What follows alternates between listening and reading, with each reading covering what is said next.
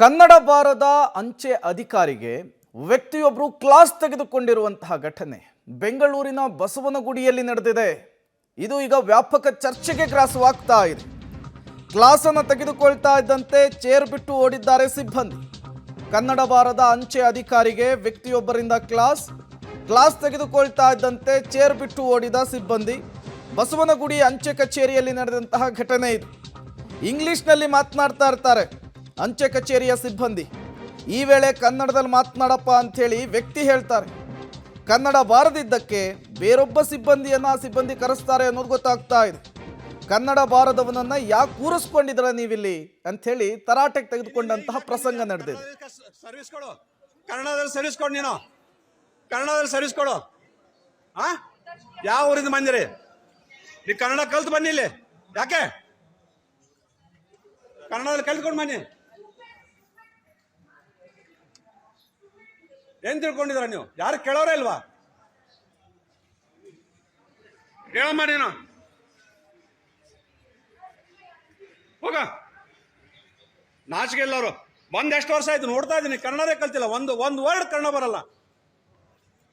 ಕನ್ನಡ ಮಾತಾಡಿ ನೀನು. ನೀನು ಇಲ್ಲಾಕೆ ಬಂದಿದ್ಯಾ? ಕನ್ನಡದಲ್ಲಿ ಸರ್ವಿಸ್ ಕೊಡು, ಕನ್ನಡದಲ್ಲಿ ಸರ್ವಿಸ್ ಕೊಡು, ನೀನು ಕನ್ನಡದಲ್ಲಿ ಸರ್ವಿಸ್ ಕೊಡು. ಮತ್ತಷ್ಟು ಡೀಟೇಲ್ಸ್ ಅನ್ನು ಕೊಡ್ತಾರೆ ರಾಘು. ದೂರವಾಣಿ ಸಂಪರ್ಕದಲ್ಲಿ ಜಾಯ್ನ್ ಆಗಿದ್ದಾರೆ. ರಾಘು, ಈ ಏನಾಯ್ತು ಅಲ್ಲಿ ಅಂತ ಹೇಳಿ ಆಕ್ಚುಲಿ ಪ್ರೇಮ, ಬಸವನಗುಡಿ ಅಂಚೆ ಕಚೇರಿಯಲ್ಲಿ ಆಗಿರುವಂತಹ ಘಟನೆ. ವ್ಯಕ್ತಿಯೊಬ್ಬರು ಅಂಚೆ ಕಚೇರಿಗೆ ಕೆಲಸದ ನಿಮಿತ್ತವಾಗಿ ಹೋಗ್ತಾರೆ.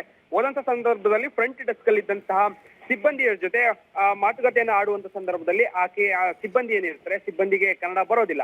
ಈ ಸಂದರ್ಭದಲ್ಲಿ ವ್ಯಕ್ತಿಗೆ ಇಂಗ್ಲಿಷ್ ಬಾರದೇ ಇರುವಂತ ಕಾರಣಕ್ಕಾಗಿ ನನಗೆ ಕನ್ನಡದಲ್ಲಿ ಮಾಹಿತಿಯನ್ನ ಕೊಡಿ ಅಂತ ಕೇಳುವಂತ ಕೆಲಸವನ್ನ ಮಾಡ್ತಾರೆ. ಬಟ್ ಆದ್ರೆ ಅವ್ರಿಗೆ ಕನ್ನಡ ಬರದೇ ಇರುವಂತ ಕಾರಣಕ್ಕಾಗಿ ಇಂಗ್ಲಿಷ್ ಅಲ್ಲೇ ಕೊಡ್ತಾ ಇರ್ತಾರೆ. ಈ ಸಂದರ್ಭದಲ್ಲಿ ಆ ವ್ಯಕ್ತಿ ಏನಿರ್ತಾರೆ ಅವರು ಆಕ್ರೋಶಕ್ಕೆ ಒಳಗಾಗ್ತಾರೆ. ಕನ್ನಡ ಬರುವಂತವ್ರು, ಬೇರೆ ಭಾಷೆ ಬರದೇ ಇರುವಂತವ್ರು ಏನ್ ಮಾಡ್ಬೇಕು? ಬಂದಂತ ಸಂದರ್ಭದಲ್ಲಿ ಬೇರೆ ಭಾಷೆಯವರನ್ನ ಯಾಕೆ ಇಟ್ಟಿದ್ದೀರಿ ಅಂತ ಹೇಳಿ ಅಲ್ಲಿನ ಸಿಬ್ಬಂದಿ ಮ್ಯಾನೇಜರ್ ಏನಿರ್ತಾರೆ ಅವರನ್ನ ಕರೆದು ಗಲಾಟೆಯನ್ನ ಮಾಡ್ತಾರೆ. ಈ ಸಂದರ್ಭದಲ್ಲಿ ಒಂದಷ್ಟು ವಾಗ್ವಾದಗಳಾಗುತ್ತೆ. ಅದಾದ ಬಳಿಕ ನೇರವಾಗಿ ಹೋಗಿ ಆ ವ್ಯಕ್ತಿ ಏನಿರ್ತಾರೆ ಸಿಬ್ಬಂದಿಯ ಜೊತೆ ಆಕ್ರೋಶವನ್ನು ವ್ಯಕ್ತಪಡಿಸ್ತಾ ಇದ್ದಾಗೇನೆ ಅಲ್ಲಿ ಕುಳಿತಿದ್ದಂತ ಆ ಸಿಬ್ಬಂದಿ, ಫ್ರಂಟ್ ಡೆಸ್ಕ್ ಸಿಬ್ಬಂದಿ ಎದ್ದು ಅಲ್ಲಿಂದ ಓಡಿ ಹೋಗುವಂತ ಕೆಲಸವನ್ನ ಮಾಡ್ತಾರೆ. ಇತ್ತೀಚೆಗೆ ಸಾಮಾನ್ಯವಾಗಿ ಕನ್ನಡ ಭಾಷೆ ಬರದೇ ಇರುವಂತಹ ಕಚೇರಿಗಳಲ್ಲಿ ಈ ರೀತಿಯಾದಂತಹ ಘಟನೆಗಳು ಮರುಕಳಿಸ್ತಾ ಇದೆ.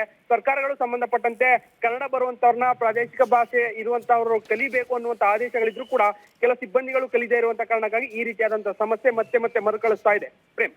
ಓಕೆ, ಥ್ಯಾಂಕ್ ಯು ರಾಘು ತಮ್ಮೆಲ್ಲ ಮಾಹಿತಿಗಾಗಿ. ಈ ಕನ್ನಡ ಕಲ್ತು ಬನ್ನಿ ಇಲ್ಲಿ. ಯಾಕೆ ಕನ್ನಡದಲ್ಲಿ ಕಲ್ತ್ಕೊಂಡು ಬನ್ನಿ. ಏನ್ ತಿಳ್ಕೊಂಡಿದ್ರ ನೀವು? ಯಾರು ಕೇಳೋರೇ ಇಲ್ವಾ? ಹೇಳಮ್ಮ ನೀನು.